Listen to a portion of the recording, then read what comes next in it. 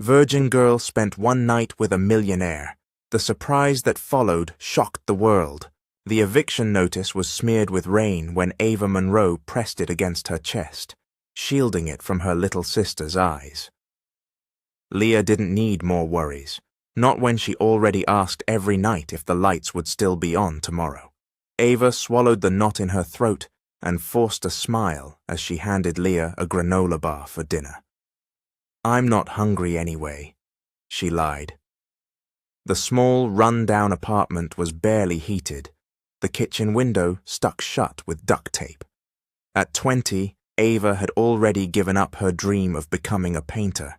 Her art scholarship barely covered supplies, and her part-time diner job had just cut her hours. And now, eviction. 10 days. She sat at the edge of her bed, the springs poking her thighs, staring at the notice. How am I going to save them? As if summoned, her phone buzzed. Bianca, roommate. "Ava, it's not what you think, but you should hear me out." Minutes later, Ava stepped out into the night and met Bianca in the parking lot behind their building. Her friend's eyes flicked around nervously. "There's this event, a fundraiser, kind of. It's exclusive, high society. Girls like us get invited through connections." Ava blinked. "What kind of fundraiser?" Bianca bit her lip. "You wear a mask, you don't give your name, and rich men bid for one night." Ava took a step back. "No. You wouldn't be alone. Security's everywhere. It's discreet. No one would ever know it was you." "Ava," Bianca hesitated. "The last girl who did it, her whole family's debt was gone the next day. Just one night." Ava didn't sleep that night. She stared at her sleeping siblings, Leah curled up with her stuffed bear, Max mumbling about cartoons, and felt something break open inside her. She wasn't selling her soul, she was buying them a roof. 2 nights later, Ava stood in a ballroom so opulent it looked like a movie set. Gilded ceilings, velvet drapes, crystal chandeliers dripping like frozen stars. Her dress, borrowed from Bianca, was too tight at the ribs, her heels too tall. She wore a black lace mask, her breath fogged behind it. "Miss Monroe," Gerald Hastings, the organizer, stepped forward. His voice was oily with money. "You're item number 9. Just walk on stage, stand still, let them look." Ava's legs shook. She whispered, "I can still back out, right?" "You could." His smile didn't reach his eyes. "But the bid's already begun, and the man in suite 1901 just offered $500,000. Ava's breath hitched. "Is he dangerous?" "I wouldn't worry. He's a regular, keeps his distance, always chooses the ones who look untouched." The world tilted. Ava gripped the curtain and stepped onto the stage. Gasps rippled through the tuxedoed crowd. The spotlight made her eyes water. She didn't look at anyone, just stared straight ahead. Behind the stage, the numbers flickered on a screen. $200,000, $300,000, $400,000, $500,000. Sold. Ava's knees almost buckled. Room 19. 01 smelled like cedarwood and leather. Her heels echoed on the marble as she stepped inside. A fire flickered in the hearth. The curtains were drawn, but she knew the view looked out over the entire city. She stood in silence, waiting. And then he stepped out of the shadows. Tall, broad-shouldered, wearing a black tailored suit. His shirt was unbuttoned at the collar. His hair dark, swept back carelessly. But it was his eyes, storm grey and unreadable, that stole the air from her lungs. He didn't speak, just watched her. Her fingers trembled at her sides. "I've never done this before," she whispered. Still silent, he walked to her, stopped just inches away. He didn't touch her, didn't smile. "You don't have to speak," he said, voice low, controlled. "You don't have to explain." Ava blinked fast. I didn't do this for the money. I mean, I did, but His eyes flicked to her lips. "You don't owe me anything. After tonight, you'll never see me again." Somehow that made her heart sink. She turned her face slightly. "What do I call you?" There was a pause. Then, "Julian." He moved closer, and for one breathless moment, Ava wasn't afraid. She was on fire. The sheets were silk. The room was too quiet. Ava Monroe opened her eyes slowly, the filtered morning sunlight painting golden streaks across a ceiling far too high, in a room far too perfect to belong to her. Then it hit her.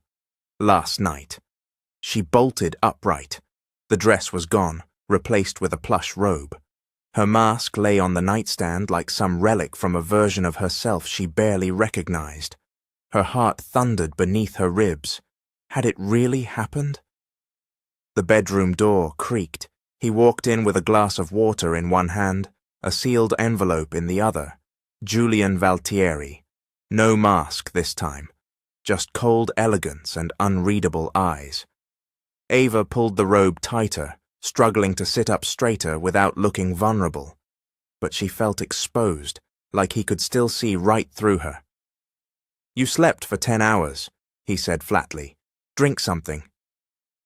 She accepted the glass with shaking hands. Their fingers didn't touch. He placed the envelope on the nightstand, next to the mask. "That's your payment," he added.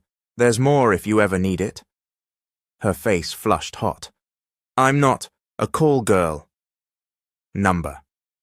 "You're a girl who did something impossible to survive." His voice was calm, too calm.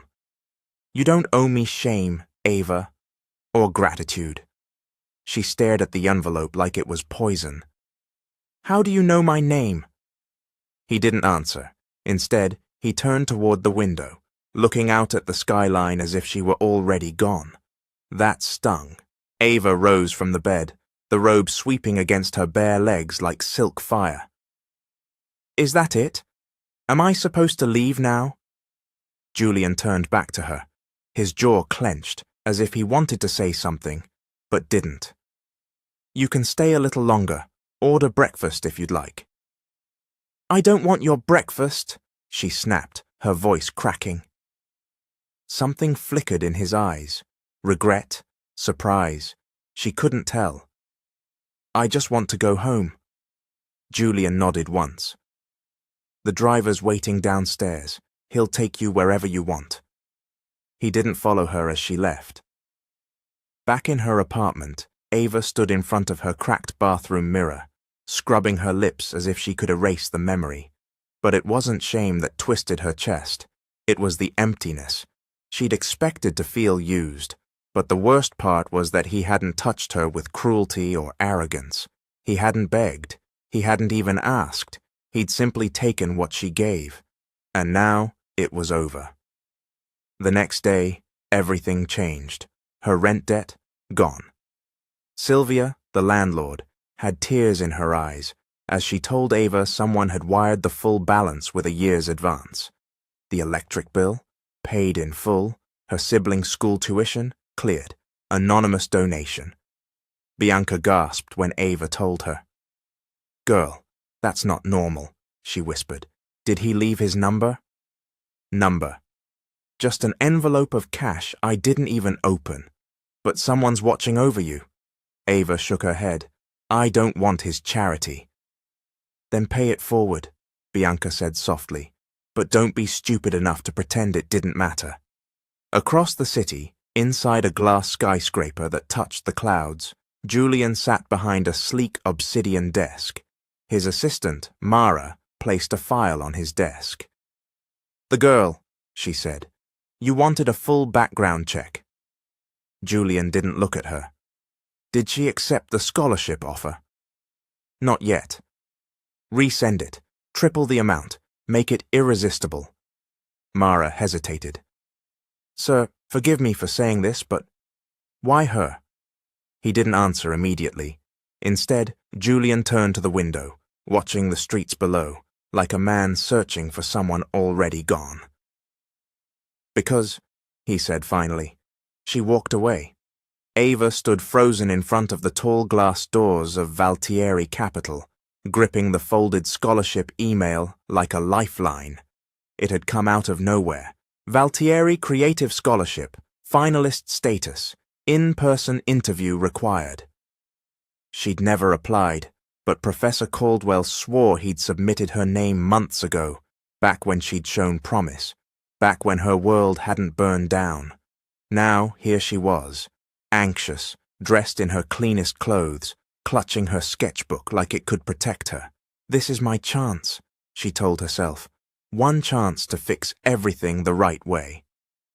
Inside the penthouse-level conference room, everything smelled of leather and citrus, smooth walls, minimalist art, a sharp contrast to her reality.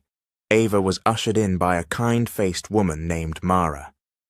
"Mr. Valtieri will see you now." Ava stepped into the office and stopped dead. He was already standing, in a grey suit tailored to his unforgiving frame.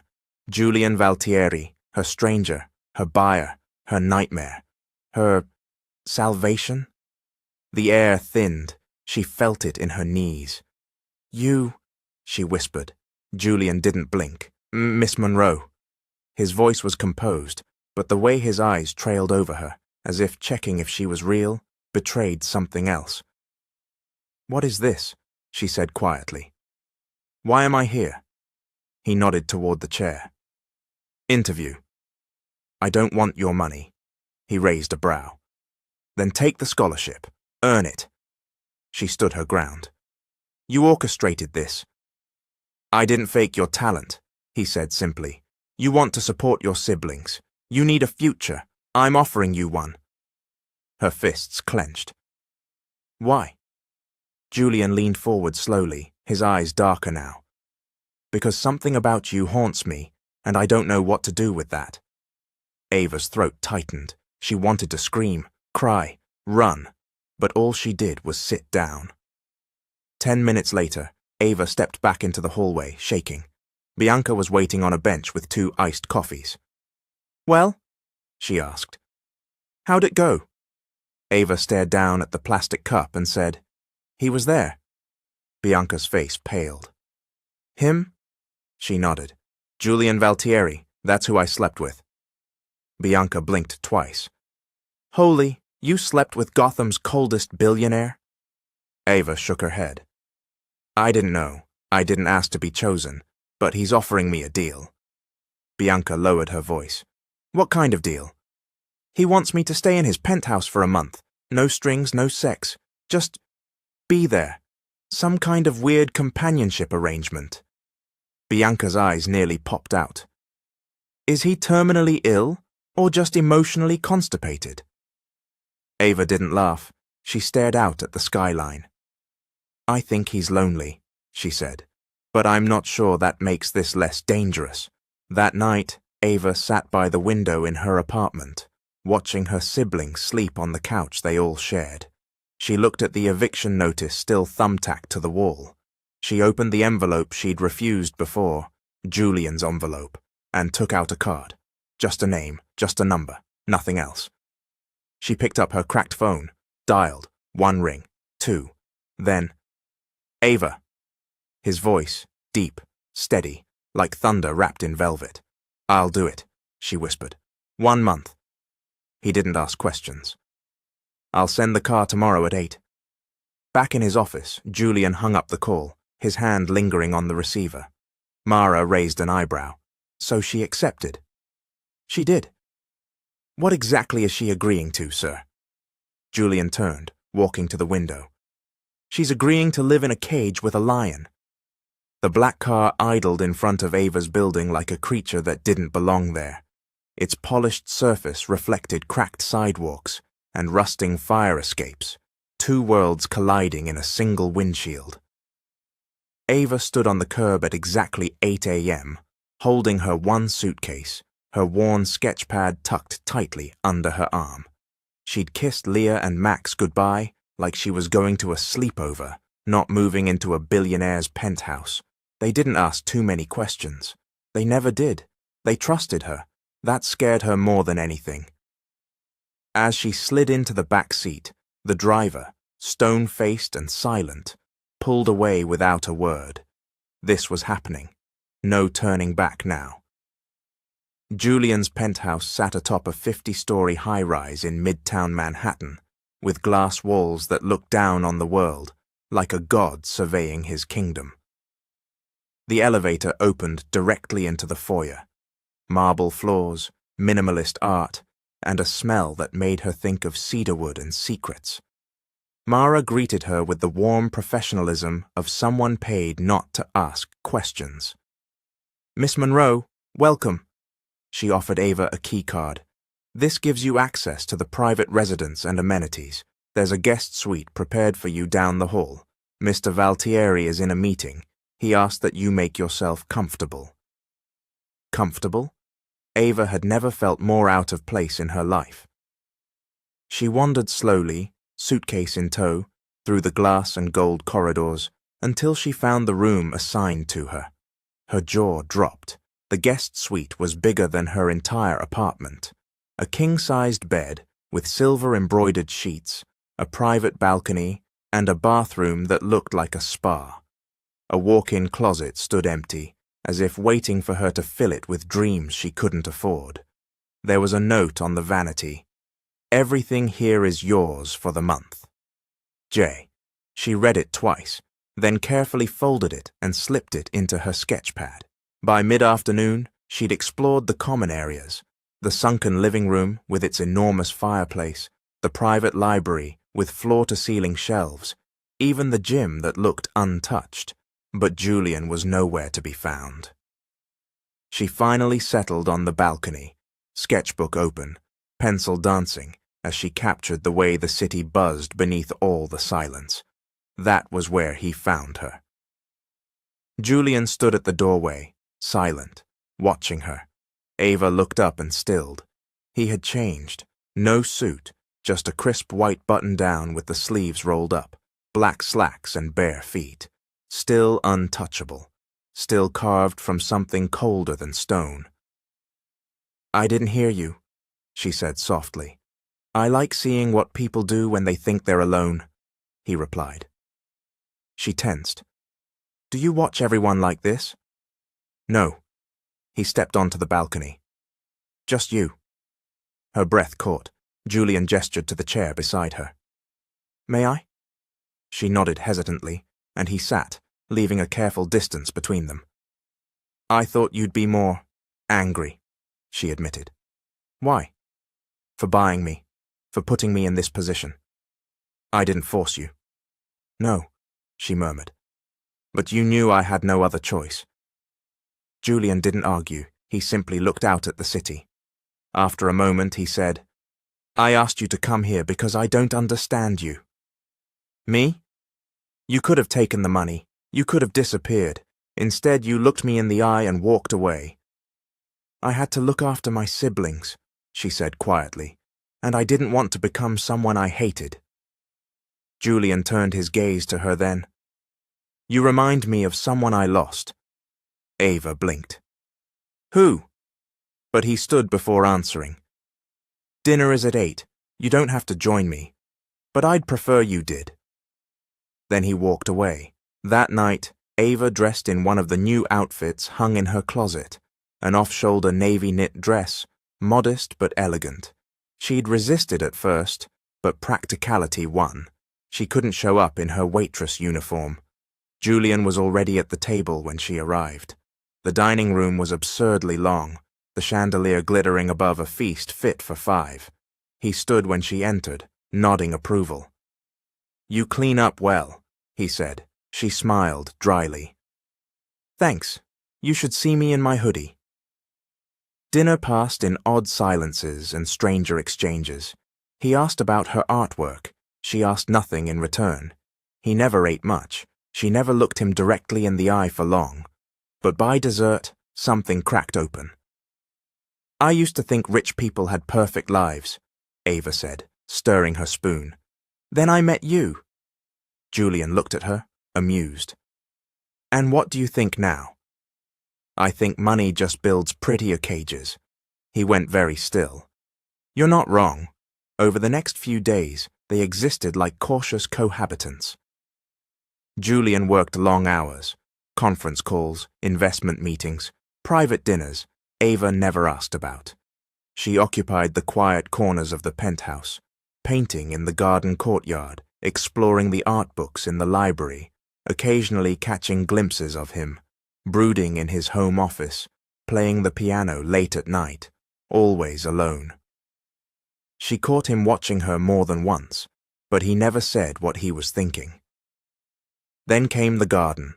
Ava discovered the rooftop terrace on the 4th day, neglected, overgrown, forgotten, but she saw beauty in the bones.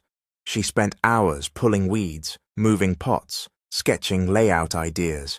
Julian found her there with dirt on her knees and a smear of soil on her cheek. "What are you doing?" he asked, half curious, half disapproving. She looked up, smiling. "Fixing something that was left to die." He didn't say anything, but the next morning, new gardening tools and fresh soil were delivered. Then, one night, came the power outage. A sudden blackout plunged the entire floor into shadow. Ava, barefoot, groped through the darkness toward the hallway, only to crash right into Julian.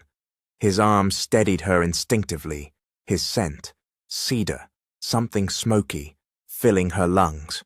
Their faces were inches apart. "Power's out," she breathed. "Really?" he said. "I hadn't noticed." She laughed softly, nervously. His hands didn't drop from her waist. For a moment, neither of them moved. Then his fingers brushed her cheek. The touch was feather-light, almost reverent. "Why did you come here, really?" he asked. "To survive," she whispered. "Why did you ask me to?" His jaw tensed. "Because I haven't slept a full night since you left." And then, his lips were almost on hers. Almost, but he pulled away. "Good night, Ava." And just like that, he was gone. The next morning, Ava woke to find sunlight pouring through the sheer curtains of her guest suite, illuminating the marble floors like golden water.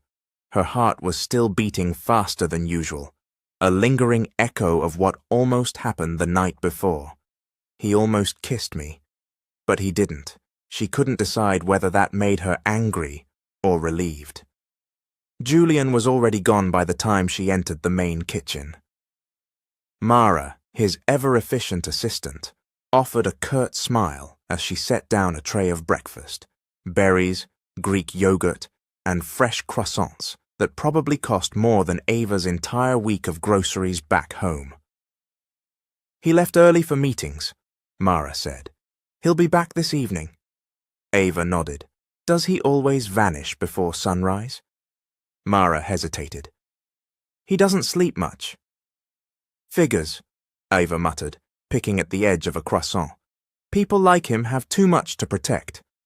Mara's tone stiffened slightly. "Mr. Valtieri doesn't bring guests here often. You're unusual." Ava raised an eyebrow. "Is that your way of warning me off?" "I'm simply saying he keeps people at a distance for a reason." Ava met Mara's gaze. "Maybe he needs someone who doesn't care about his money." Mara didn't smile. "Just be careful. He burns everything he touches." Later that afternoon, Ava returned to the rooftop garden. The soil beneath her nails had become familiar now, grounding. She'd cleared out most of the dead plants, lined the stone path with lavender sprigs, and even repotted some azaleas. The space was finally starting to feel alive. She knelt by a planter box, humming softly, when a new voice cut through the air. "Well, well, either you're a botanist or the prettiest gardener I've ever seen." Ava turned sharply. A man stood at the far edge of the terrace, leaning casually against the railing with an amused smile. Dark curls, soft brown eyes, a tailored navy suit worn like a second skin. He was handsome in a different way from Julian, less sharp edges, more charm. "I didn't mean to startle you," he said. "Name's Eli." Ava blinked. "Eli Valtieri?" "The one and only, Julian's younger brother. The playboy, the investor, the scandal magnate, and currently watching her like she was his next investment. "Did Julian send you?"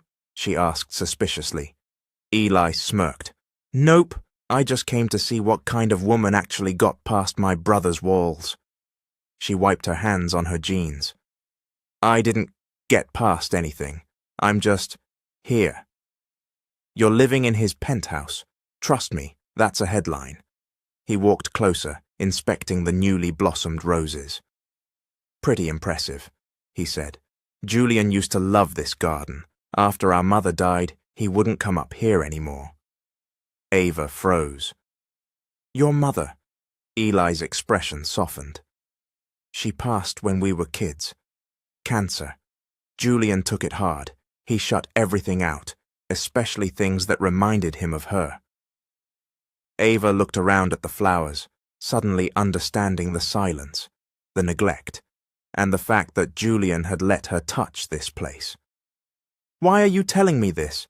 she asked. Eli grinned. "Because despite his ice-cold demeanor, my brother doesn't let anyone touch what matters. You're the first exception I've ever seen." Before Ava could respond, the elevator pinged from below. Voices rose, feminine, shrill, and familiar. Then she heard it. "Julian!" Ava's stomach dropped. She and Eli both turned just in time to see her step onto the rooftop. Miranda LeClaire, tall, blonde, manicured, a vision in cream silk and poison perfume. Julian followed a few steps behind, jaw clenched. His eyes met Ava's. Her hands, still dirty from the soil, curled at her sides. Miranda noticed her immediately, eyes narrowing. "Oh, and who is this?" Julian didn't answer. Ava straightened. "Ava Monroe." Miranda raised a sculpted brow. "Charming. The new staff?" Julian's voice was low. "She's a guest." "Oh?" Miranda turned to him, syrupy sweet. "How generous of you," Eli interjected smoothly. "She's the one reawakening this rooftop, Mira. Let's not scare her off with your perfume cloud." Miranda rolled her eyes. "I came to talk, Julian. Alone." Julian hesitated. "Ava, would you mind giving us a moment?" Ava nodded, though her jaw was tight. "Of course." As she walked past Miranda, the other woman leaned in and whispered, "They always leave when I come back." Ava fled to the library, heart pounding. She wasn't jealous, not exactly. She was furious. She didn't know what Julian and Miranda had been.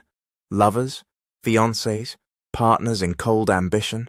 All she knew was that the fragile thread between her and Julian now felt dangerously frayed. Hours later, Ava stood at the kitchen island, slicing strawberries she didn't want, trying to ignore the storm in her chest. Julian entered quietly. She didn't look up. "I didn't know she was coming," he said. Ava scoffed. "Funny, she seemed very comfortable." "She's an investor in one of the hotels I'm acquiring. She's a manipulative witch who knows exactly how to get under your skin." Julian studied her. "And you're mad." "I'm not mad," she snapped, then slammed the knife down. "I'm just tired of feeling like some temporary thing in your very curated, very exclusive world." His voice was low. "You knew the terms of this?" "Did I?" she said, turning to him. "Because it feels like I'm living in a gilded cage, a silent ghost haunting your hallways." Julian took a step closer. "You think this doesn't affect me? That I'm untouched?" "Prove me wrong," she challenged. "Tell me why you really brought me here." He didn't answer. She shook her head. "You can buy my rent. You can erase my debts. But you can't buy me." Julian's voice turned sharp. "I never tried to buy you. I just wanted to protect you." Ava's laugh was bitter. "Number, you wanted to possess me." "There's a difference."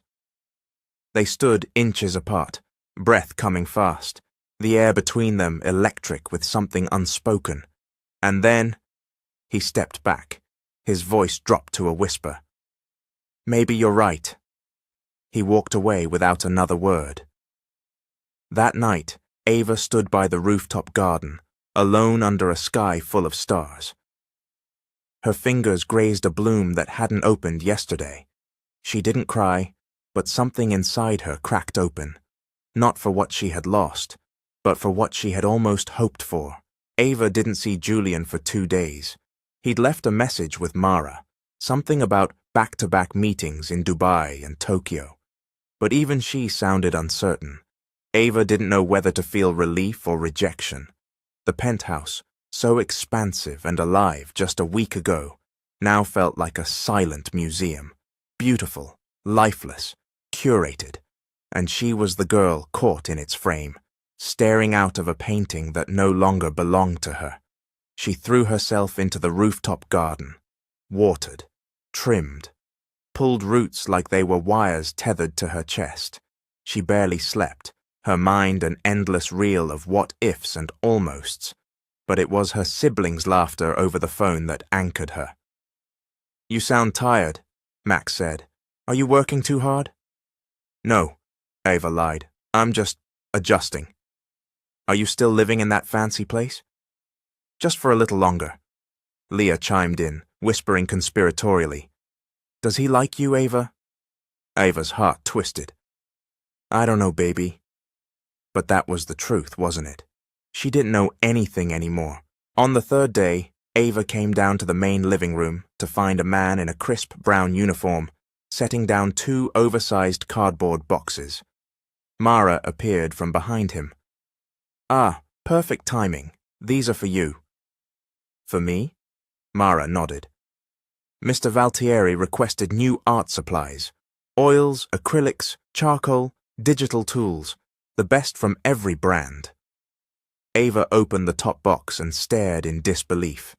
Everything she'd dreamed of using, but never could afford, lay in pristine rows.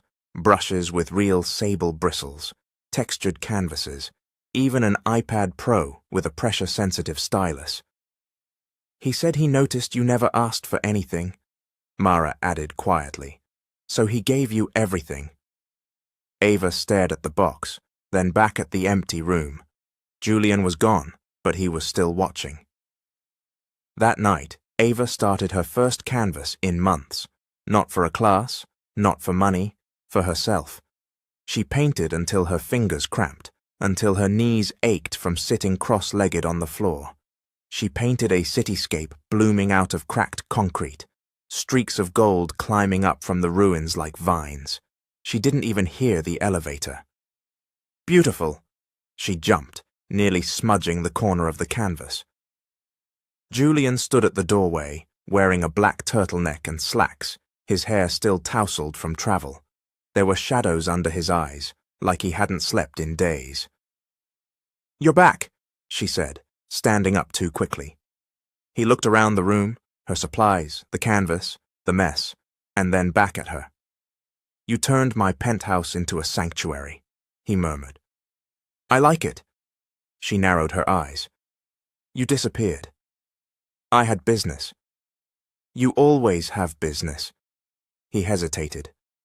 "And I always come back." She didn't know how to respond to that, so she simply walked past him, brushing his shoulder as she headed for the kitchen. He followed.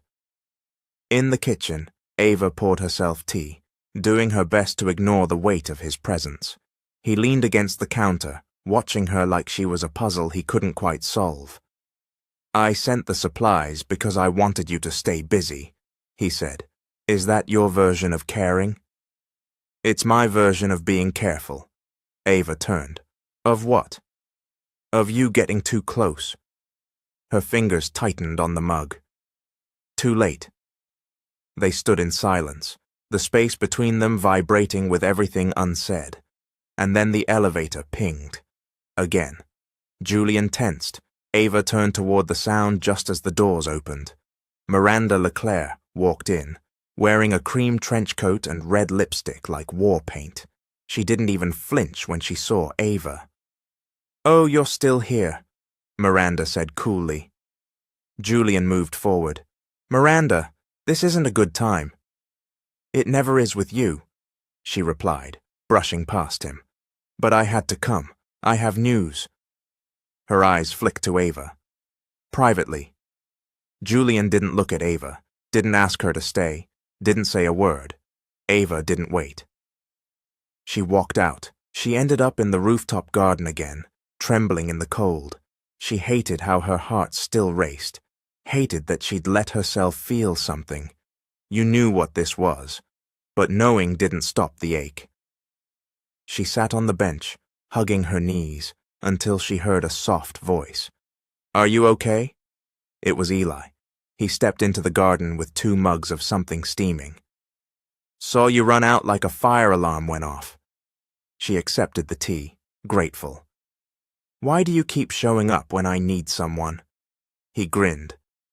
Because I'm smarter than I look. They sat in silence for a while before he said gently, She broke him, you know. Miranda. Ava looked up. Eli stared into his mug. They were engaged once, years ago. She left him for his business rival, told Julian he was incapable of love, that he'd never be enough. Ava swallowed hard. He never talks about it, Eli added, but after her, he closed up like a vault. I didn't ask to become his rebound. You didn't, Eli said. You became his beginning. Ava's breath caught. She stood up. Thank you for telling me. He shrugged.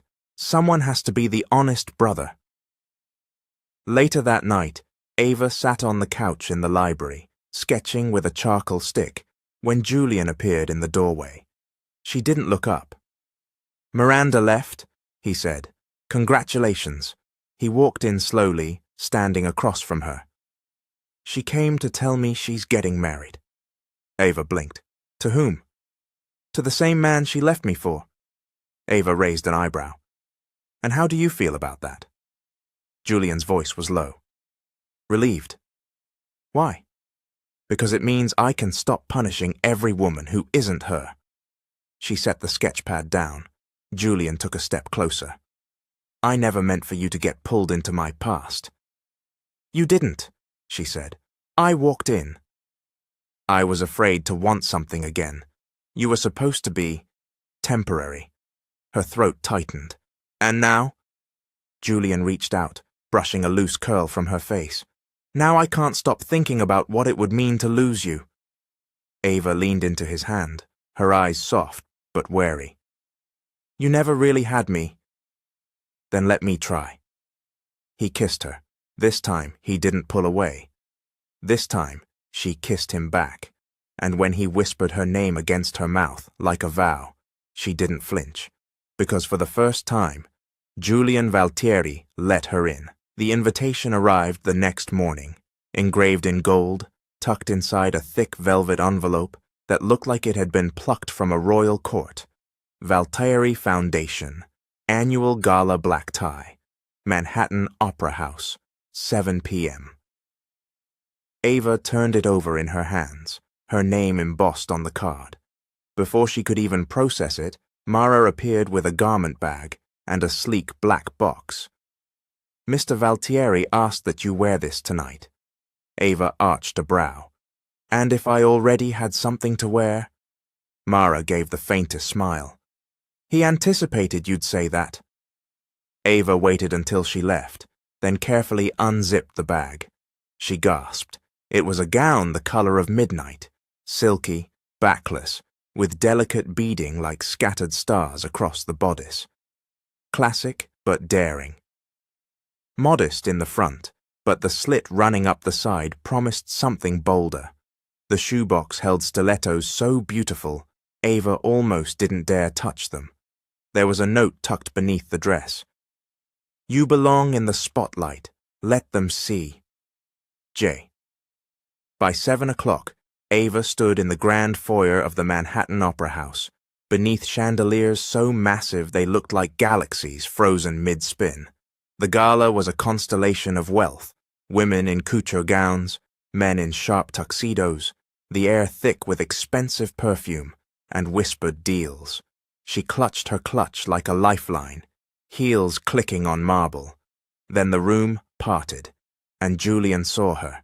He stopped mid-conversation, eyes locked on her as if the entire world had fallen away. He was devastating in his tuxedo, classic black, tailored like armor. But the way he looked at her, like she was the only light in the room, made her knees tremble. He walked straight to her, ignoring the crowd. "You're early," he said. "You said 7. "I didn't say you'd take my breath away." Ava flushed. "You say that to all your live-in companions."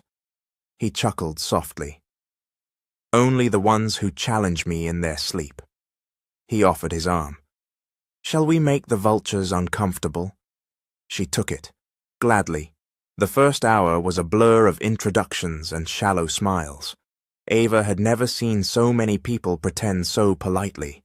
She was the guest, the scholarship girl, the mysterious beauty Julian refused to explain. Some people were kind, others were curious, but one woman was venomous, Carmen Valtieri, Julian's half-sister. She approached mid-conversation with 2 other board members, cutting in like a blade. "Well, well, Julian, darling, you didn't tell us you were bringing arm candy." Ava tensed. Julian's jaw tightened. "Carmen." Carmen turned to Ava, smiling with cold elegance. "Tell me, dear, do you enjoy being a pretty ornament, or do you also polish his shoes in the morning?" Ava opened her mouth, then closed it, not because she didn't have words, but because Julian placed a hand gently on her back and whispered, "Destroy her." Politely. Ava smiled sweetly. "I don't polish his shoes, but I do live in his penthouse, and if you'd like, I can recommend a florist who'll help you grow a personality." The 2 board members choked on their champagne. Carmen's smile cracked for a split second before she turned and glided away. Julian leaned close, voice warm with approval. "That was vicious. I aimed to impress. You succeeded." Later that evening, Julian led her onto the dance floor. A waltz had begun, strings swelling with elegance. He held her close, one hand resting just above the small of her back, the other cradling her fingers like fine glass. "You hate crowds," she murmured. "I'd stand in fire to see you like this." Her heart flipped. Around them people watched. Whispers buzzed. Cameras clicked. But Ava only saw him. "I don't belong here," she whispered. "You don't belong where you were either," he said. "You belong somewhere in between. Somewhere you get to choose. And what if I don't want to stay in your world?" He pulled her closer. "Then I'll make mine feel like home." Ava wasn't sure what was more dangerous, his charm or his honesty. The song ended. Applause rose. He didn't let her go. Not until someone interrupted. "Julian Valtieri!" The voice was sharp, polished, masculine. A man stood behind them, tall, mid-40s with graying temples, and the kind of smile that never reached the eyes.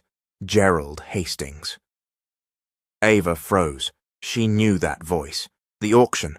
He was the one who'd facilitated it.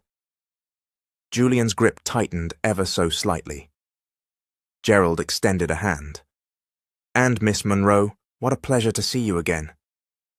Julian's gaze darkened. "You know each other?" "Of course," Gerald said casually. "She was one of my finest entries." Ava's cheeks flamed. Julian's voice dropped to ice. "Leave, now!" Gerald tilted his head. "Careful, Julian. You don't want to make a scene." Julian stepped forward, shoulders squared, dangerous. "You think I won't ruin you in front of the same board you begged for funding?" Gerald smirked. "She was anonymous. You outed her by reacting." Julian's fists clenched, but Ava stepped forward. "You're right," she said quietly. "No one would have known, until you couldn't resist trying to humiliate me." She smiled. "You failed." Julian turned to her, pride glowing in his eyes. Gerald, silenced, slithered away into the crowd. Back in the car, silence fell between them like silk. Julian finally spoke. I'm sorry. For what? For everything you had to do to survive. For the way this world makes you bleed and smile at the same time. Ava looked at him. You're part of this world. I'm trying not to be. He reached into his pocket and pulled out a small box. Her breath caught. It's not what you think, he said with a faint smile. Inside was a thin bracelet, white gold with a tiny charm in the shape of a phoenix. It's custom, he said. The bird, it burns, then rises again. You remind me of that. She blinked fast. He fastened it on her wrist himself. You're not mine, he said softly, but I hope, someday, you'll choose to be.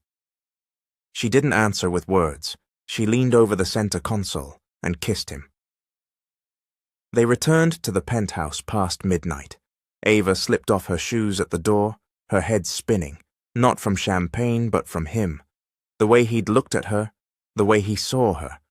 Julian leaned against the doorway to her suite. You don't have to go in. Ava paused. But if I don't, she whispered, we cross a line. We already did, he said. She stepped closer. So did he. Their hands met, then their lips. But just as her fingers slid into his shirt, her phone buzzed. Ava pulled back. One look at the screen drained the color from her face. Julian frowned. What is it? She handed him the phone. A text from Max's school principal. Ava, I'm sorry to inform you there's been an incident involving your brother. Please call me immediately. Ava's fingers trembled as she tapped the call button on her phone. Julian's steady presence beside her, doing little to calm the surge of panic coursing through her chest. The call connected. Hello, Principal Hayes? Ava, thank you for calling back so quickly. There was a situation with Max today. Julian moved closer, concern sharpening his features. Ava clutched the phone tighter. What happened? Is he hurt?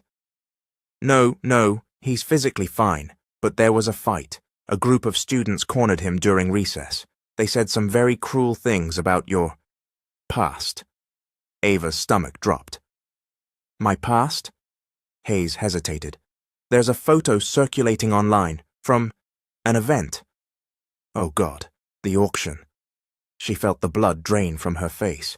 Julian, reading her expression, took the phone gently from her hand. This is Julian Valtieri, he said, his voice turning to steel. I'd like to know exactly who leaked this photo and how it reached your students. Hayes stammered. Mr. Valtieri, I didn't realize, of course. We're investigating. We've suspended the students involved, but Max was understandably shaken. Julian's jaw ticked. We'll handle it. He ended the call and turned to Ava. I'll take care of this. Ava sat on the edge of the couch, silent, shaken, broken in a way she hadn't expected. It wasn't about the photo. It was about Max, being dragged into her mistakes, into choices he never got to make. Who would do this? She whispered. Who would leak that picture? Julian didn't answer right away, but something darkened behind his eyes. Carmen. Within the hour, Ava was packed and in the car, Julian beside her as they sped toward the Monroe apartment. He didn't ask if she wanted company, he simply came, quiet, calm, composed, protective. Max met them at the front door, bruised lip and all, trying to look tougher than he felt. I'm okay, he insisted. Ava crouched in front of him, cupping his face gently. You're not okay, baby, and that's all right. Leah clung to Ava's leg. The kids at school said mean things, that you sold yourself. Ava choked back a sob. Julian stepped in. Let me talk to the school. Let me issue a statement. No, Ava said quickly. They'll twist it. Say I'm only speaking up because I'm with you. Then let me make them afraid to speak, he said softly. She met his eyes. And what happens when you're not there anymore, Julian? He paused. I'll always be there. Back at the penthouse that night, Ava didn't eat. She sat curled up in the library, arms wrapped around her knees, the bracelet Julian gave her glinting under the lamplight, like a wound she wasn't ready to name. Julian brought her tea, placing it gently beside her. "I had a press team draft a response," he said. "One that frames the image as a deep fake. You don't even have to comment." "I won't lie," she said flatly. "Then we'll tell the truth," he said, sitting beside her. "But we'll do it your way." She turned to face him, exhausted. "What is this to you, Julian?" He blinked. "What do you mean?" "This," she said. "Me, United States. You bought one night and then you bought my future, and now you're standing in my living room holding my brother's backpack." "Why?" His voice dropped. "Because I can't stand the thought of you hurting. Because when you're not near me, everything feels too quiet." "That's not love," she whispered. "No," he said, "but it might be the beginning of it." The next morning, Julian called a press conference. Ava begged him not to, but he insisted. "If I say nothing," he told her, "then they write the story for us." In a navy suit and silver tie, he stood before the flashing cameras and said, with calm authority, "Ava Monroe is the bravest person I know. The photo you've all seen is real. What you don't know is the why. You don't know the children she's raising, the bills she pays, the pain she hides. You don't know how I met her, and you never will, because that's not your right, but you will respect her. She is not ashamed of how she survived, and I'm not ashamed of loving someone who would sacrifice everything for the people she loves." Ava watched from the penthouse screen, tears spilling freely down her cheeks. He hadn't said it directly, but the word was there. Love. When he returned, she waited for him in the rooftop garden, under the bloom of soft twilight.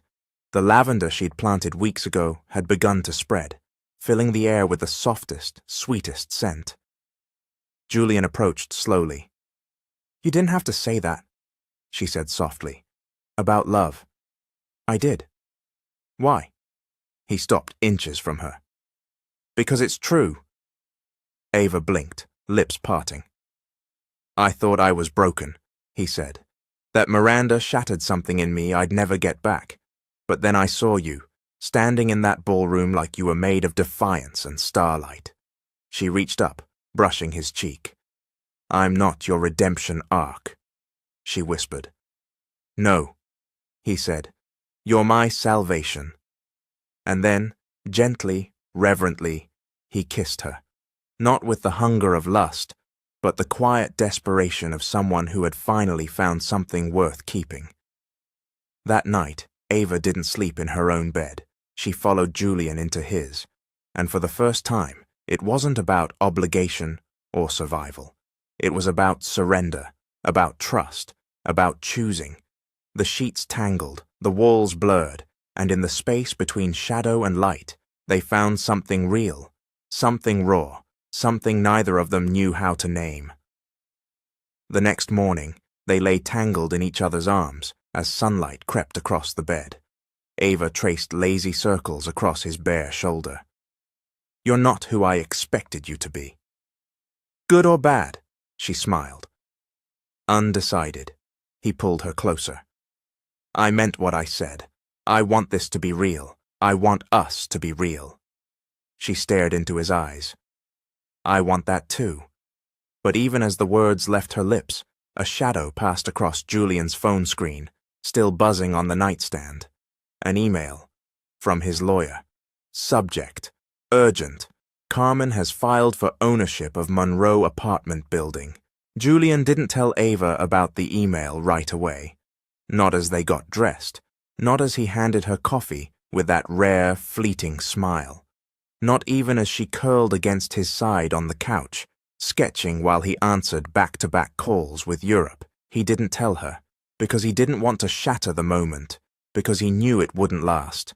But secrets, like time, have a way of running out. Later that afternoon, Ava wandered into his office to find her sketchpad missing. A strange file folder lay on the desk instead, accidentally left open, probably by Mara. She meant to ignore it, to walk away, but then she saw her name printed across the top, and a photograph. Her, in the mask, the auction, a grainy still from that night. Her hands went cold. She flipped the page. There it was, the auction ledger, bid history, bidder number 1901, $500,000. Julian Valtieri, her Julian. The room blurred. Her knees nearly gave out. When Julian stepped into the hallway, he didn't see her at first. His phone buzzed in one hand, his voice low as he muttered to Mara about property litigation. But then he saw the look on Ava's face, and the file in her hands. Everything stopped. "You knew," she said, voice hoarse. "You knew it was me that night." Julian took a slow breath. "Ava, you knew, and you let me believe it was anonymous. You let me think I was a choice, not a purchase." His voice remained low, controlled, but she saw the panic flicker in his eyes. "I didn't plan it. I only realized it was you later, after." "And you said nothing?" "I didn't know how," he admitted. "I thought if you knew, you'd run." "I should have run," she snapped. Julian stepped closer. "Everything I've done since that night, everything, was because I couldn't stop thinking about you. I tried to fix things." "You don't fix people by deceiving them." His jaw clenched. "I'm not used to explaining myself." "Well, get used to it," she said, voice trembling. "Because I'm not your charity case. I'm not your guilt project." "I don't feel guilty," he said. "I feel—" "Don't say love," she cut him off. "Not now." Silence cracked between them like lightning across glass. Then she turned and walked out. Bianca opened the door to their old apartment with a gasp. "Girl, what happened?" Ava dropped her bag and walked straight to the kitchen, hands shaking as she poured a glass of water. "Everything," she whispered. "Everything happened." Bianca wrapped her in a hug, no questions asked. That night, Ava curled up on the lumpy couch with Max and Leah asleep beside her, and stared at the ceiling, wondering how quickly a fairy tale could become a trap. The next morning, Julian stood outside the apartment building, unshaven, wild-eyed, and very much the opposite of his usual perfectly assembled self. Bianca nearly slammed the door on him. "I need to speak to her," he said, voice raw. "She doesn't want to see you." "I know," he paused. "Carmen just bought this building." Bianca froze. "What?" "She's evicting the tenants floor by floor, using technicalities, shady permits. Ava's apartment is next." Bianca narrowed her eyes. "Why would she do that?" "Because I love Ava," Julian said simply, "and Carmen knows that's the fastest way to destroy me." From inside the apartment, Ava had heard everything. Julian left without seeing her. She didn't chase him. Not yet. She needed clarity. She needed truth. That afternoon, Ava marched into the university's financial aid office to check on her scholarship. What she found made her stomach drop. "Your file was revoked," the clerk said, clicking her mouse. 2 days ago, unexplained cancellation." Ava frowned. "I never got a notice. It was overridden by a private trustee. Someone removed your name." "Can I see who?" The woman hesitated, then typed something. "Carmen Valtieri." Of course. Ava stepped out of the office and dialed Mara. The assistant answered on the second ring. "Mara," Ava said, "I need your help." There was a pause. "Are you safe?" "Yes," Mara sighed. "Good, because Mr. Valtieri is barely functioning." Ava closed her eyes. "Carmen's trying to destroy everything. The building, my scholarship, my name." "She has access to some of Julian's trust funds," Mara said.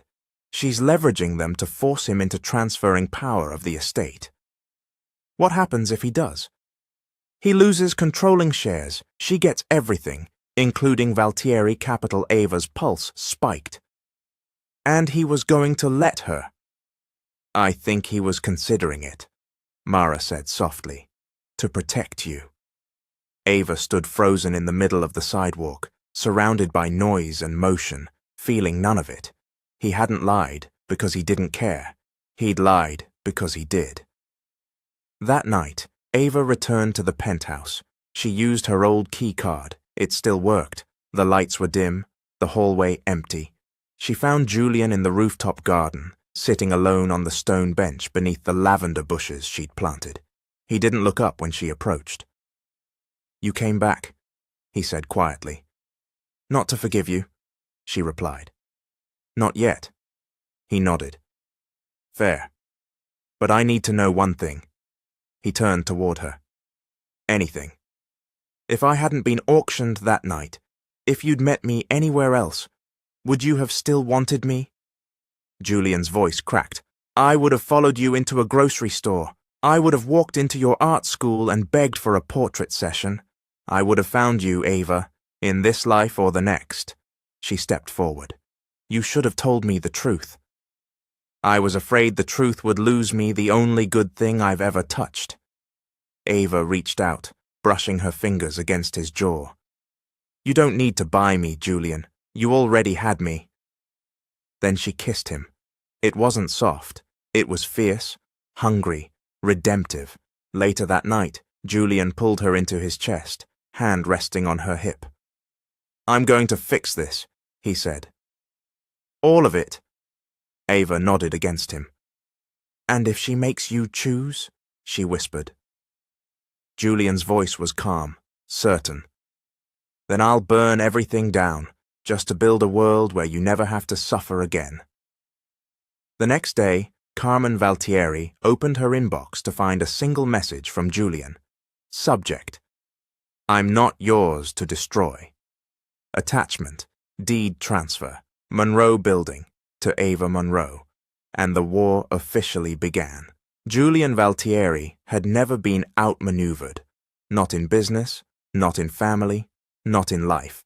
But now, sitting behind the cold slab of obsidian that was his desk at Valtieri Capital's headquarters, he stared at the unread documents Mara had placed before him and realized something unthinkable. Carmen had made her move. She'd called an emergency board meeting. She'd threatened lawsuits, spun narratives in the press about Julian's emotional instability and conflict of interest involving a certain charity girl. Worst of all, she'd hinted at financial misconduct. No proof, of course. Carmen didn't need proof. All she needed was doubt. And Julian was cracking. He hadn't seen Ava since the night they reclaimed each other. Not properly. They'd kissed like the world was on fire. Then both retreated, needing to protect the parts of themselves still healing. But now she was at risk again. Because of him. Because loving her was enough to light everything he'd built on fire.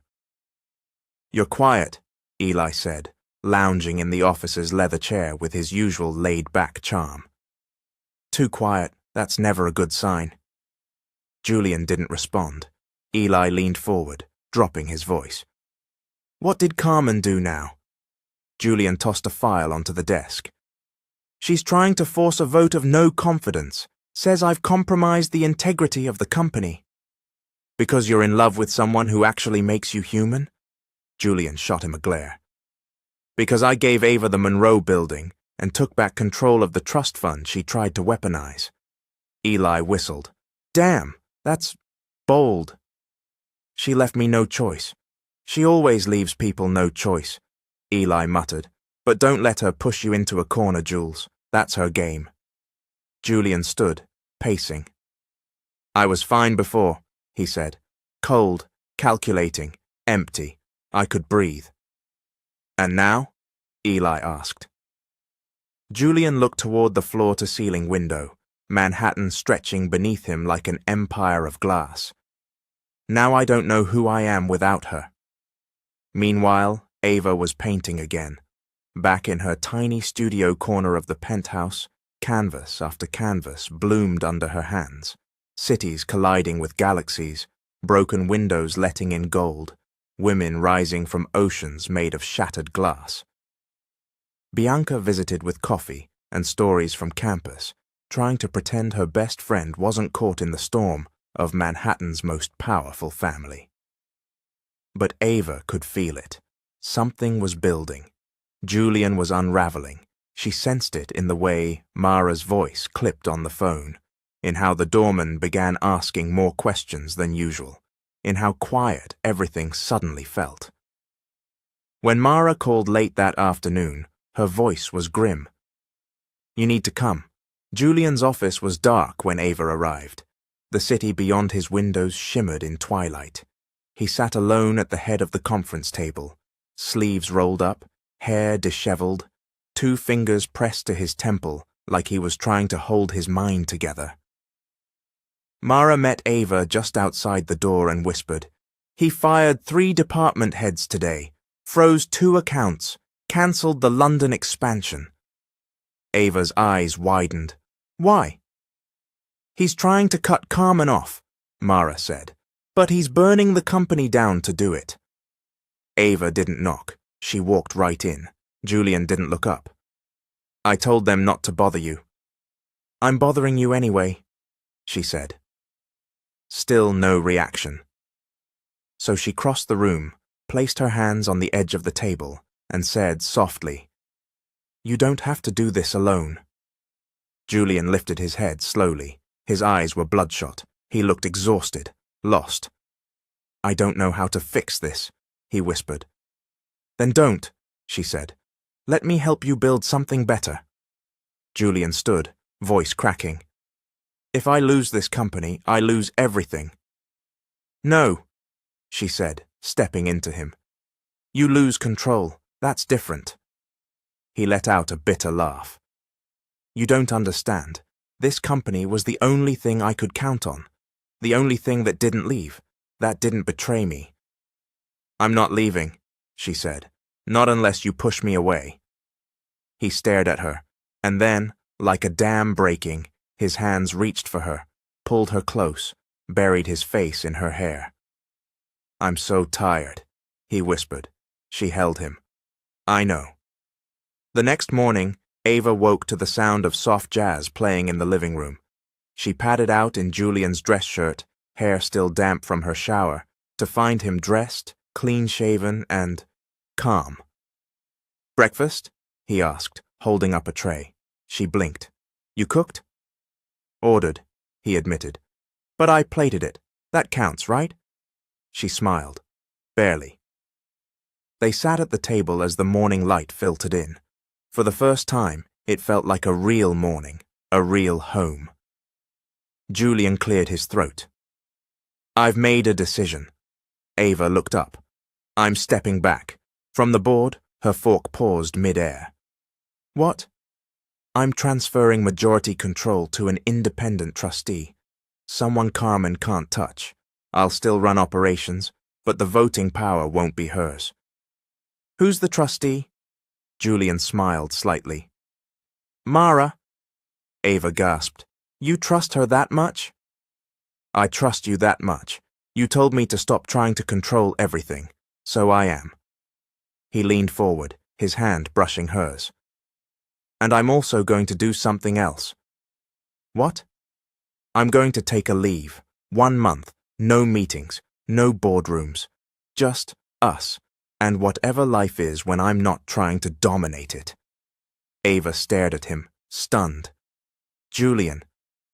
"Don't say anything yet," he said softly. "Just consider coming with me. 1 month, Italy, the Valtieri vineyard. It's abandoned, hasn't been touched in years." She laughed. "You own a vineyard?" "I own 12, he said dryly. "But that one matters. My mother used to take us there before she got sick. I haven't been back since." Ava looked at him, at the man he'd become, the man he was becoming, and slowly nodded. "Yes," she said. "I'll come."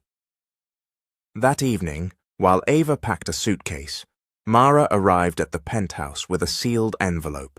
Julian opened it, skimmed the contents, and grinned. "Carmen's injunction was denied," he said. Ava exhaled. Does that mean? It means we won. He turned to her, eyes soft. Now all that's left is for me to prove that I didn't just win for power. You didn't, Ava said. You won for love. The next day, Carmen Valtieri stood at the top of the Valtieri boardroom, flanked by lawyers, expecting Julian's surrender. Instead, Mara walked in with full trustee authority and an official statement. Julian wasn't there. He was already on a flight to Italy, hand in hand with Ava, and this time he wasn't running from anything. He was running to something. Italy smelled like lavender and lemon trees, like old stone and fresh bread. It felt like time had stopped somewhere between the golden hills and the endless sky. Julian and Ava arrived at the Valtieri vineyard under a soft amber sunset that painted the rows of grapevines in honey light. The villa, once glorious, was quiet and weather-worn, ivy climbing the stone walls, the courtyard fountain dry, windows shuttered for years. Ava stepped out of the car and turned in a slow circle, wind tugging at her dress, heart thudding with wonder. "This place," she whispered. Julian watched her with quiet eyes. "It belonged to my mother." Ava turned to him. "She used to say this was the only place where my father couldn't reach her. He hated the countryside, said it made him feel small." Julian's voice held no bitterness, just memory. "She'd bring Eli and me here every summer. We'd race down the vineyard rows, pick figs from the trees. At night, she'd cook pasta from scratch and tell us stories by the fire." Ava moved closer. "Why did you stop coming?" His jaw tightened. "Because she died, and the villa reminded me of the version of myself I lost with her." They stood in silence. Then Ava reached out and took his hand. "Maybe we can find him again." The first few days at the villa were quiet. They cleaned, they cooked, they walked through fields of gold and purple, letting the wind do the talking. Julian seemed lighter here, unshaven, barefoot, sleeves rolled up as he scrubbed the courtyard tiles or trimmed the olive trees. He smiled more, laughed even. Ava caught him humming once as he kneaded bread dough like a man who had never set foot in a boardroom. One morning, she found him in the old cellar, brushing dust off a wooden box marked Sofia Valtieri. Inside were photographs, sun-bleached and soft-edged, a young woman with Julian's eyes and Ava's warmth, two boys with scraped knees and gap-toothed grins. Julian passed Ava a faded letter. "My Julian, if you are reading this, then I've already gone. But I want you to remember something. Kindness is not weakness. Vulnerability is not failure. The world will try to harden you, but don't let it.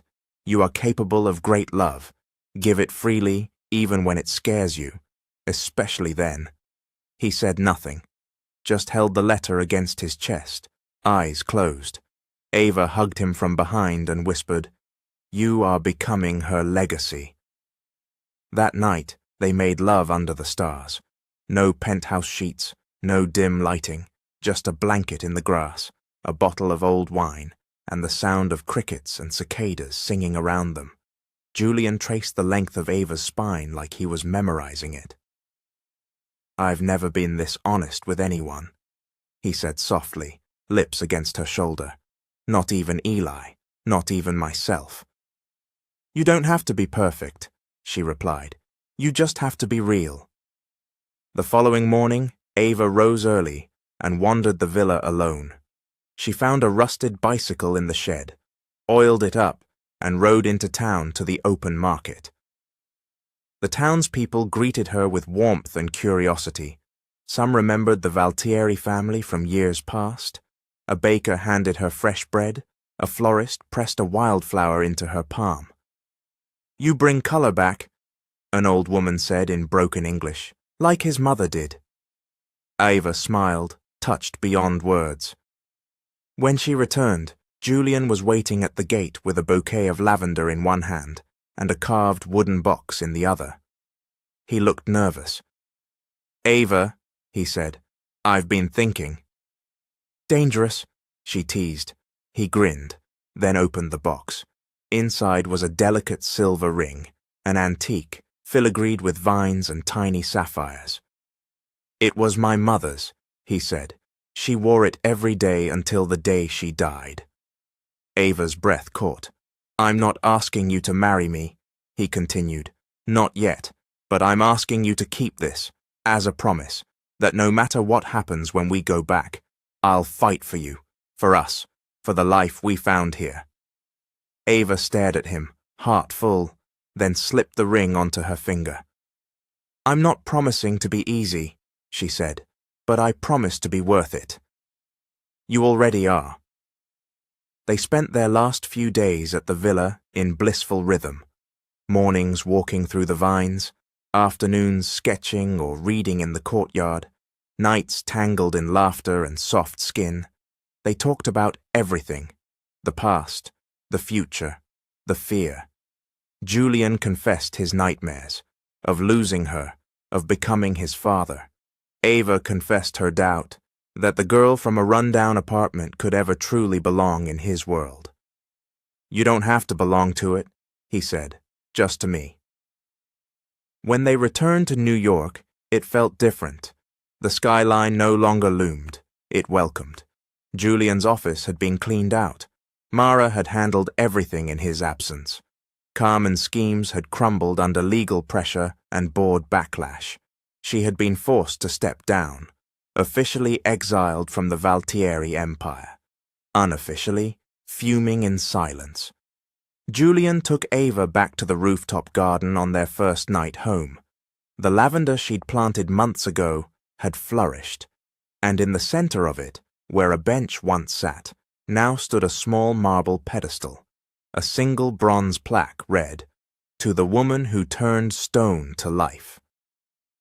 Ava ran her fingers over the inscription, then turned to Julian. Is this your way of proposing? He smirked. Number that'll come later, in a place you least expect. I expect everything now. Julian pulled her close. Then I'll have to surprise you with forever. And when he kissed her that night, on their rooftop, beneath the stars of a city that had once devoured them both, Ava knew this wasn't the end. It was the beginning, of love, of legacy, of a life neither of them had dared to dream. The story should have ended in peace. After all they had survived, scandals, betrayals, silence, and shame, Ava and Julian had earned the calm. The world, it seemed, was finally ready to let them be happy. But the storm hadn't passed. It had just gone quiet before its final strike. The morning it began, Ava was walking down Fifth Avenue with Leah and Max. They had just left a bookstore, their arms full of art supplies and comic books, their laughter echoing down the sidewalk. That's when she saw it. A billboard, not just any billboard, a digital one, at one of the busiest intersections in Manhattan, and it had her face on it, from the auction, masked but recognizable. Underneath in bold red letters, Valtieri's Virgin, auctioned, bought again. Exclusive story. Inside. Ava froze. The shopping bag dropped from her fingers, books scattering across the pavement. People were already turning, phones raised, whispers spread like fire. Isn't that her? That's the girl, yeah, the one he... Oh my God, I thought that was fake. Max looked up, confused. Ava! She grabbed their hands. We're going home, now! By the time they reached the penthouse, paparazzi had gathered like vultures outside the building. Flashes burst as the doorman helped rush them through the entrance. Bianca was already there when Ava stormed in, face pale, phone pressed to her ear. Julian's on his way, she said, voice shaking. He's shutting it down. Ava didn't speak. She simply sat, knees pulled to her chest, heart pounding so loud it drowned out everything else. Max and Leah sat quietly on either side of her. Loyal, scared, small. She had tried to protect them. and now the world had made them collateral.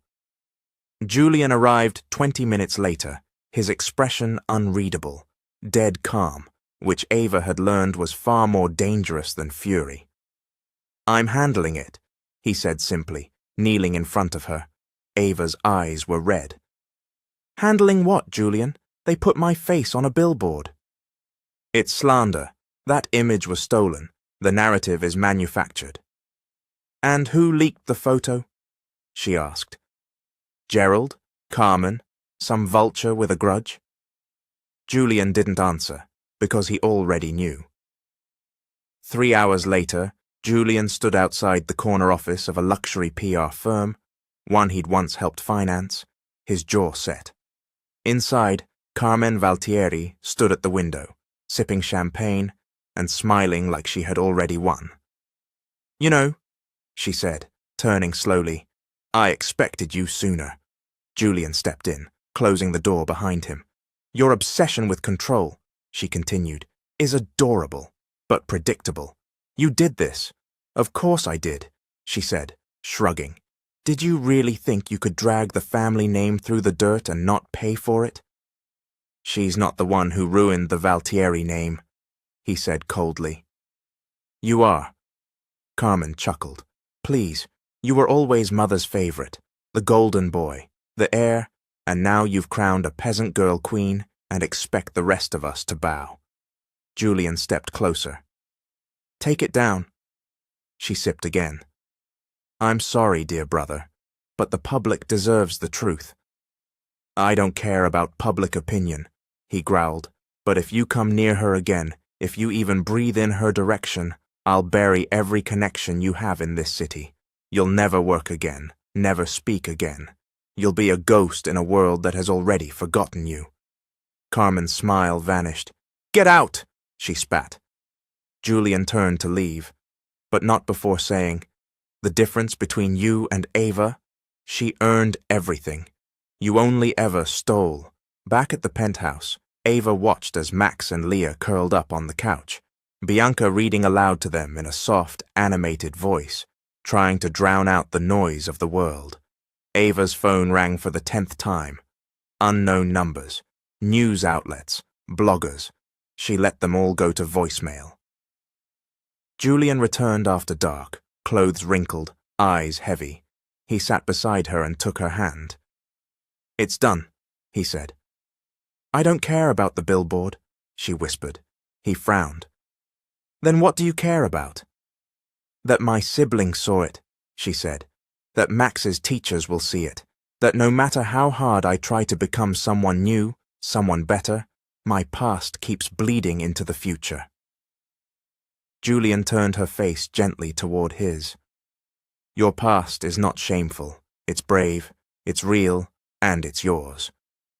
She closed her eyes. He pulled her against him, held her, breathed with her. The next day, Julian held a press conference.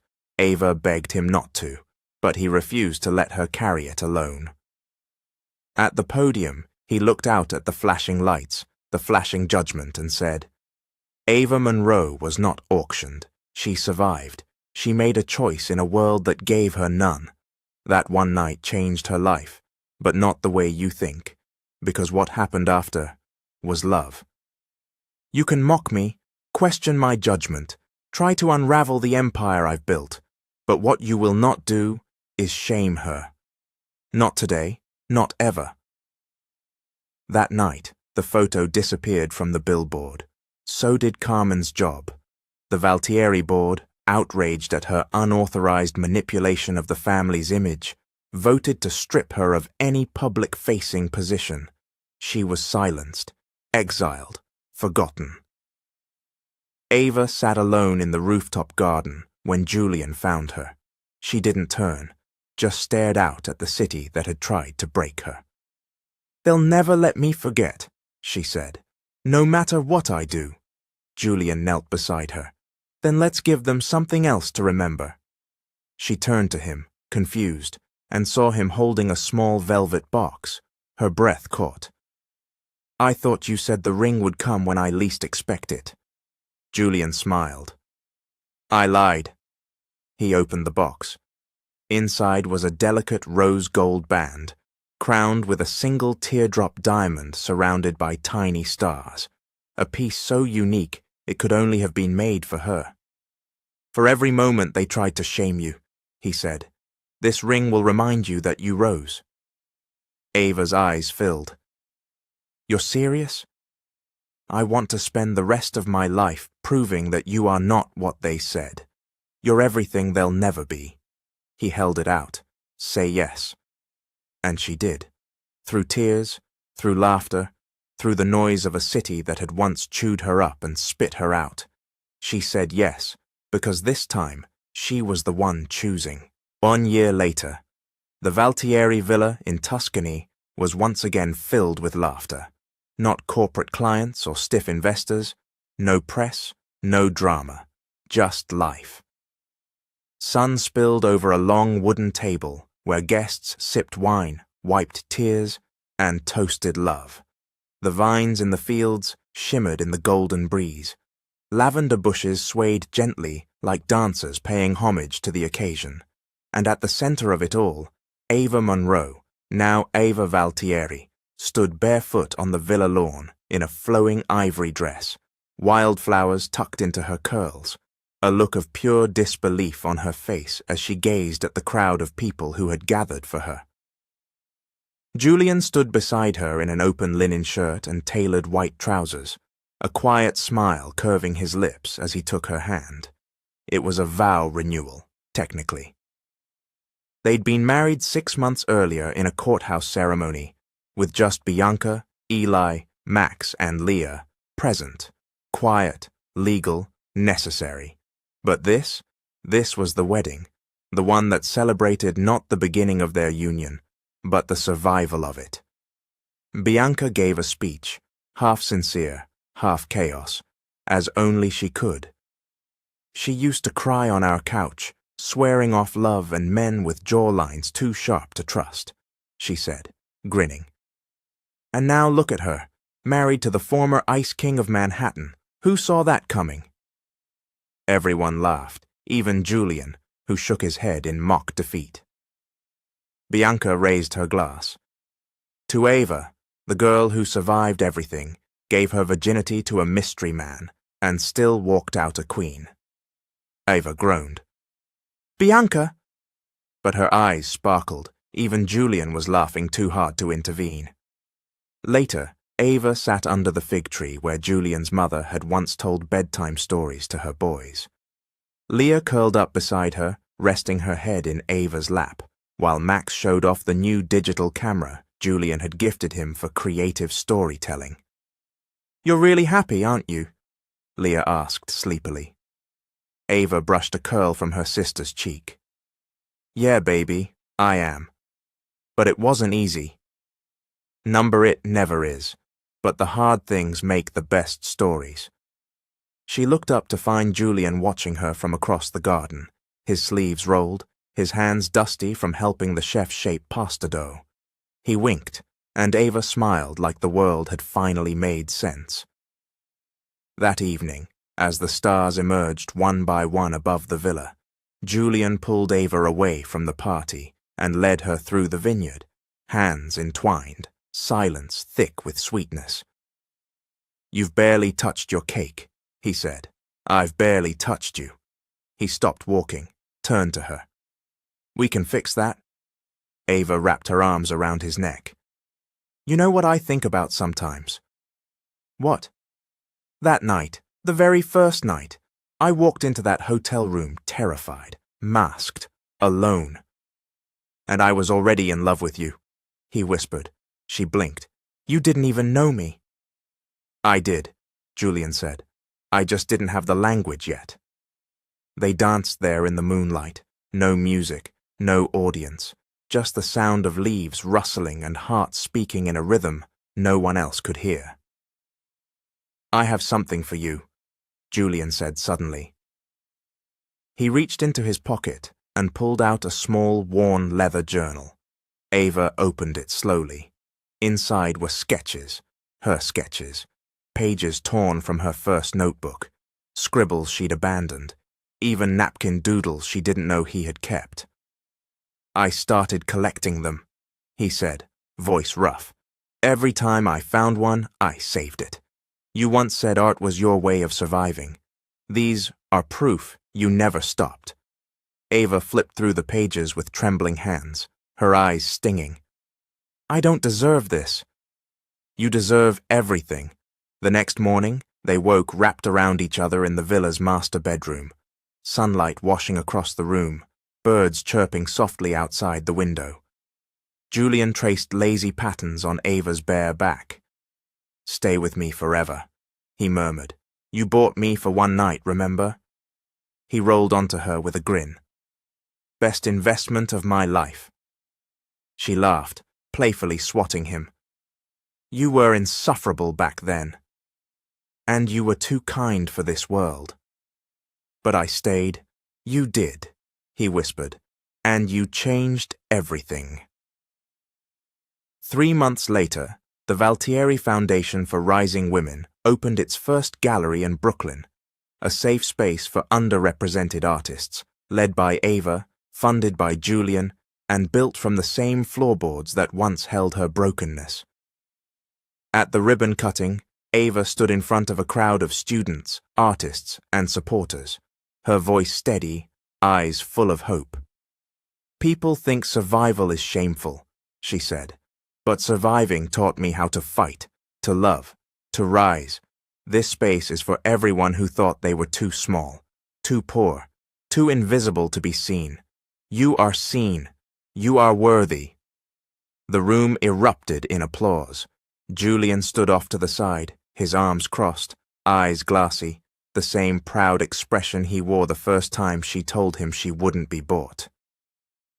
At home that night, Ava sat beside him on the balcony, Max and Leah asleep down the hall, Bianca texting from a red carpet event she'd somehow found herself attending with Eli, who was now publicly reformed and happily chaotic. Julian held Ava close, his chin resting on her head. "Can I tell you something?" he asked. "Always. I used to think wealth was power, but it was just armor. You're the only thing I've ever owned that made me feel free." She smiled into his chest. "You don't own me, Julian." "I know," he said, "but I belong to you." As midnight approached, Ava stepped into the quiet of her studio and flipped open her latest sketchbook. The last page was blank. She picked up her pencil and wrote, "Once upon a time, a girl gave herself away because she had nothing left. But what she found in return was not shame or loss or pain. She found a man who didn't try to fix her, only to hold her steady while she built herself anew. She drew 2 silhouettes, one fierce, one flawed, intertwined, rising. Then she closed the book, smiled, and walked back to her husband. She had sold herself for a single night of survival, but what she received in return was everything she never dared to hope for. Love, family, freedom, and a future only she could have painted. Here comes the end of Season 1. If you're interested in Season 2, comment Mr. Hope Season 2.